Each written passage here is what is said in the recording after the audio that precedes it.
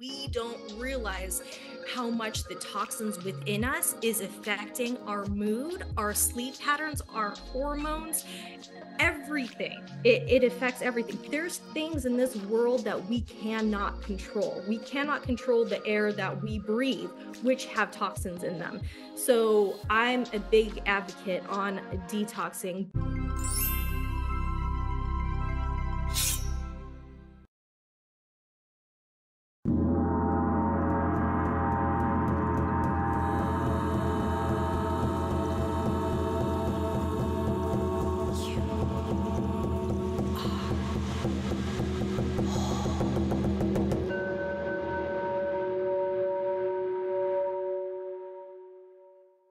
I'm Christy Austin. Make sure you like, subscribe, and comment to Lux Media Studios.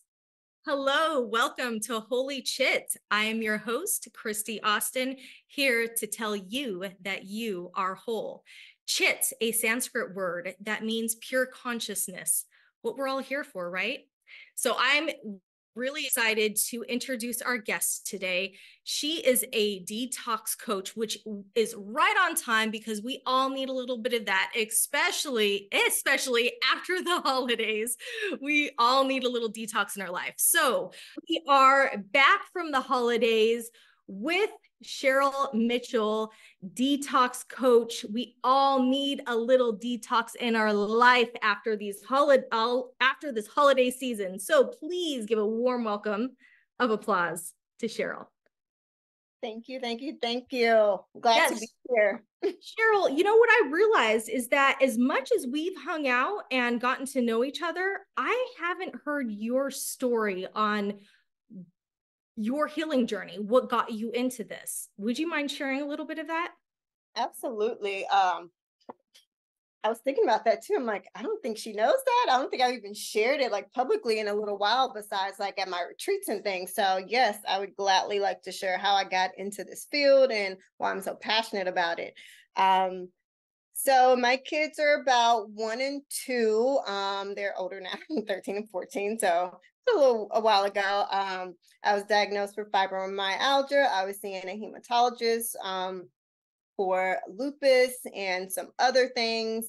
At this point in life, I think I had cervical dysplasia before, and if you don't know what that is where you have the cancerous cells on your cervix. And I do the biopsy and everything. I had to have the surgery done, and they said I would never have kids. So I just had a lot of medical issues up to that point. And that's when I started looking into alternative ways to support my body, work with my body, so that I wouldn't be on a ton of medication. The only medication for any sort of nerve issue is antidepressants. And I did have a little bit of depression after having my second child. So I had already known what that felt like. And I'm like, I'm just not going that route. And then just a plethora of medications for different things, because once you have something for insomnia, then that affects, another system in the body. So you need something for this, you need something for IBS. It was just so much. That's when I started changing my diet. And for me, then eating clean was buying this frozen chicken breast, buying these, frozen veggies, just whole foods and different things of that sort. And the internet definitely was not then what it is now. So just doing the research that I could, I just started from there, just trying to incorporate, other ways of working with my body. Like I said, I grew up in rural Midwest, very country town, 2 stoplights. That I was not introduced to alternative medicine. I wasn't introduced to anything outside of go to the doctor, because the doctor knows best. So that was my introduction to it. And from there, that's when I just started diving deeper and deeper. And I think it got a little deeper 3 years after that, when I went to the hospital and I had a kidney infection. I was in ICU for 7 days. I couldn't see my kids because kids weren't allowed on the ICU level. I had a drain in my back. And that was just my hardcore turning point of something has got to change. I really have to take my health into my own hands. And I just went down the rabbit hole from there and haven't turned back. And at that point, I got a started school and got a bachelor's degree in alternative medicine. I became a yoga instructor. Just that was just the beginning of let's turn some stuff around. And I turned all of those things around, and zero medication, kids on vaccines. Just that was just the beginning. Thank you for sharing that, Cheryl. And I just want to point out that you speak so eloquently and with such grace, as if it didn't affect you. And I know the things that you're saying are to the core painful. Like, imagine you just have a child.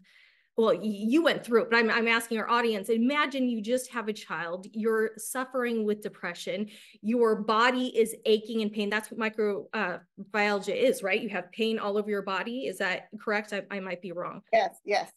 So you're having pain all over your body. You find out you have cancer in your uterus. I'm sure you're also concerned if that's going to affect your ability if you want to have children. And all these emotions and pain and depression and guilt and feelings of, will I ever feel better again? Will I ever, overcome this? The doctors don't seem to know. They're just trying to put me on more medication and more medication. And like you said, those medications, you look at the side effects and it's like hair loss, weight gain, death. It has like every side effect. So it's like, okay, well, how do insomnia? Well, now I had depression and now I have to fix the insomnia because now I have insomnia. And then that pill has its own label of side effects. And it's just this ongoing thing that we don't realize. Before you know it, you have a counter with like 12 medications and you're like, how did I get here? And I don't feel any better. If anything, I feel worse.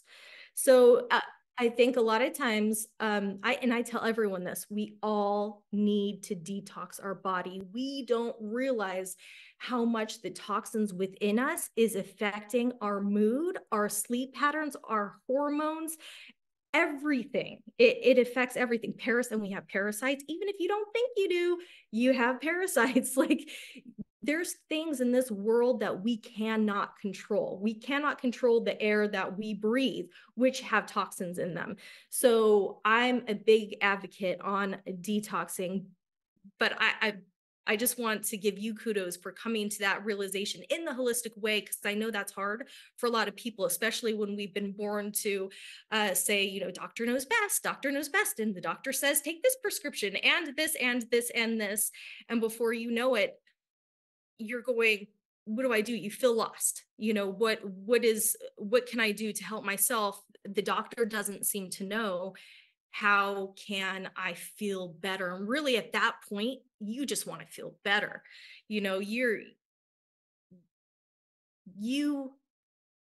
I'm putting myself in your shoes right now, all those emotions of pain, cancer, a new child, because I suffered with a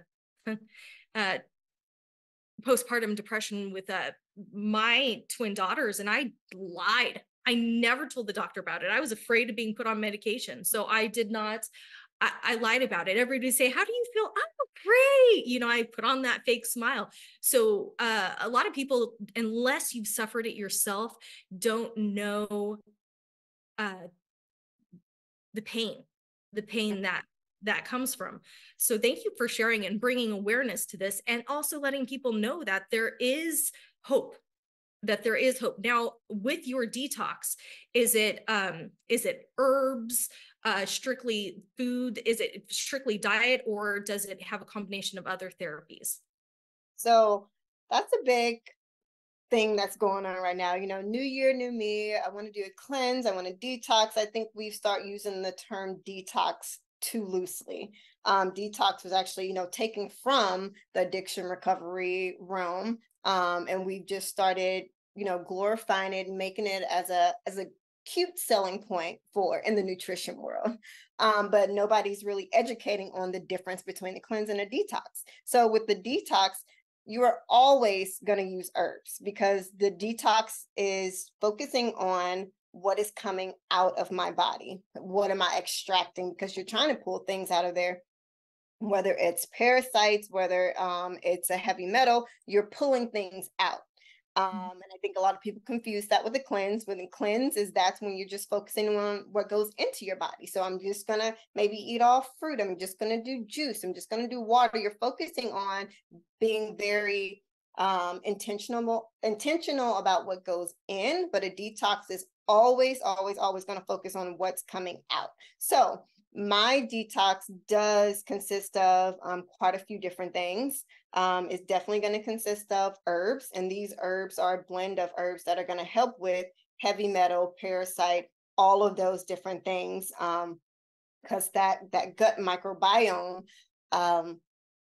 so many things could be going on with that, and we want a one size fits all type of deal, and that's just not how it works. And because I've been down that road, because I've done just about every cleanse, diet, fad things out there, what I've learned is you can do whatever you want with trying to extract these things, which I did in the beginning.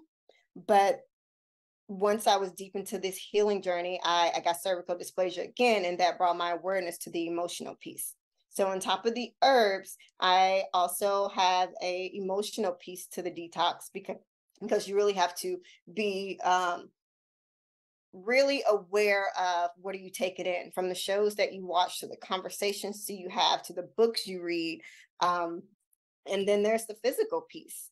I can, I can cut off social media. I can just meal prep all this week, but how am I moving? All these toxins start to come up.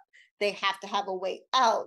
And there's more than one way for them to be eliminated than just through the colon. So my detox comes with a workbook, and each week you'll have a goal. You have an emotional goal, there's the nutrition piece, and then there's physical. So I'm walking you step by step, and in 30 days, you are completely a different person. Which is what you want, which is why you start in the first place. You don't want to feel down and toxic anymore and not able to move or get out of bed. You don't want to be depressed. So when you started this journey, could you feel the change within yourself? How has it affected you? Oh, absolutely. When I first started, like I say, it was no information out there. And I want to say that is why I'm so passionate about it. I want to be that person that that you can go to and feel supported. A lot of us, we're the only person in our household that is doing something like that. And that's another conversation we don't have enough, is when you don't feel supported, that's when you backslide. Right. So in the beginning, not having a lot of support in different things, I started very gentle in what was just societally accepted, what was like a social norm. And that was like the Daniel fast in the beginning. And then, little things like that. But even just something that simple, I felt a huge difference from that in 7 days, just because I was giving my gut a chance to relax. For those that don't know, what is the Daniel fast? So the Daniel fast is in the Bible. So that's what a lot of Christians will talk about. It's just 7 days of clean eating. So a lot of whole foods. Some people don't eat hooves, so nothing, no pork or anything. But then my religion, I grew up Seventh-day Adventist, it would just be a vegetarian diet for a week. Okay, so you started that way, and just doing that, did you start to feel better? Oh, I started to feel so much better that if I knew I was about to go on a trip or something, if I knew I had high anxiety about something, I would Daniel fast. That was my trick. Anybody say, oh, I'm feeling sluggish or this or that, Daniel fast. I would throw that out there, because that just did so much and you did so little. You didn't have to buy anything, you didn't need anyone else. That's something you could control. And you had mentioned the support in your that's surrounded around you, because it's true. Once you start to change within and grow and evolve, a lot of times the people around us are looking at us like we grew two heads. What's wrong with you? And it's hard. It's hard because we want to live in our power and our truth. But how do you do that when the people don't seem to recognize you anymore?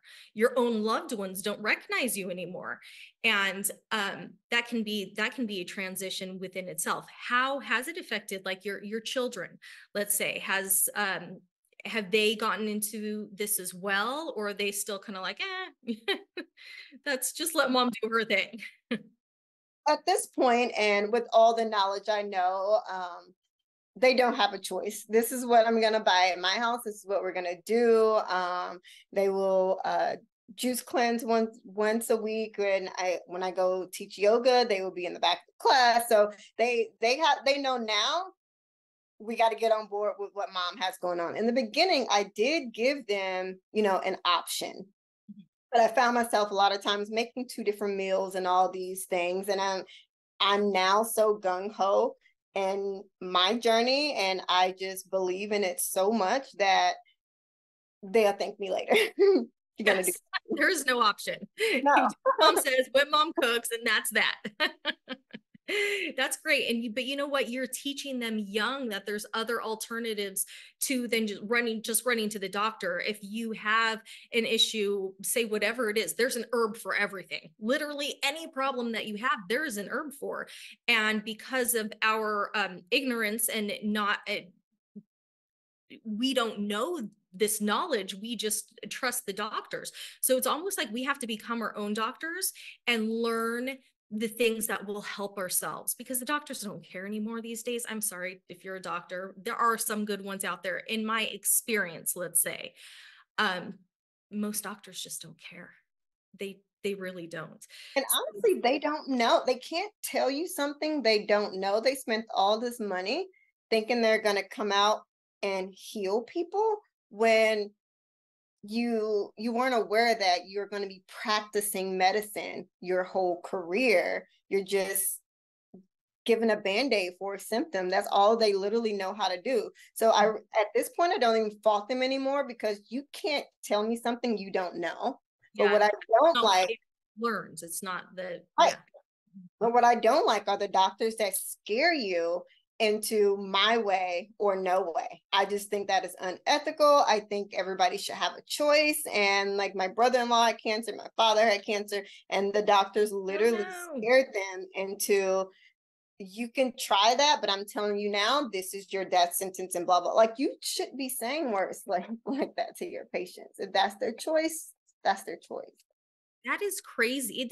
That really is crazy. And a lot of people don't know my story with my mother. When I was 10, I remember it was a heat wave. I was naked in my grandma's bed, and my grandma came in. My mom's in the hospital. She had collapsed on a set. That she was an actress, so she had collapsed on the set. And my grandma came in and said, "Your mom's not going to make it." The doctors had already written her off, saying she was going to die. They were going to do an experimental surgery, but they had never seen what she had. She was born with a twisted bile duct, and they had never seen that before. They had never done a surgery on that before. They were going to experiment on her. And they were talking about her in the room as if she was dead, because she was not able to talk. She was unconscious, but conscious. So she could hear everything going on, but they didn't realize that she could. So when they left the room and she came to, she pulled everything out of her arm and stumbled out. I remember her showing up at my grandma's house in a hospital gown, asking my grandma to pay the taxi cab, and my grandma yelling at her, "Get back there." And she's like, "They're going to kill me. They were going to kill me." And here my mom is, what, 32, 33 years later, still alive. Like, so she listened to her instinct, her intuition, but she was told that there was no way she was going to live. My grandma told me that at 10, the doctors had told her she wasn't going to make it. So the doctors are not always right. They're not. And what we know about energy now is in our subconscious, and, Joe Dispenza does this so great and speaks about it so great. Like, you are your thoughts. Whatever you're thinking, that is what's going to happen. So if a doctor is telling you wholeheartedly believe in that, he's telling you, I'm not going to make it, you're not going to make it because you don't believe that you can. Right. Like, yes. Play on that emotional piece and that mental piece. And I just think it's so unethical. Yes. 100%. Well, I'm so happy that you shared your journey with us today. If people want to find you, do you have an email, a website? You are the Organic Sunshine on Instagram. Is there any other platforms people can find you on? So Organic Sunshine on Facebook and Instagram. And then my email is just Cheryl@organicsunshine.co.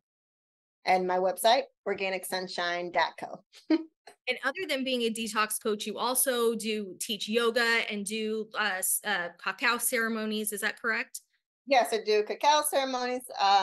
So the magic of my business is the retreats. I started doing those about 5 years ago, right after I had became a certified yoga instructor. I just had such profound experience when I got my certification. I did it in a month in Jamaica, and near the mountainside, and a lot of people doesn't even know Jamaica has mountains. So I started doing my retreats from there, introducing people to a more holistic way of living.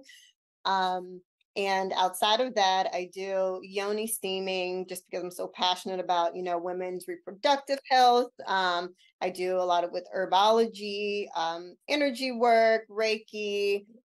Well, thank you so much, Cheryl, for joining us today. I really appreciate all that you do for the community and sharing your knowledge and wisdom, because it is much needed, especially during this time.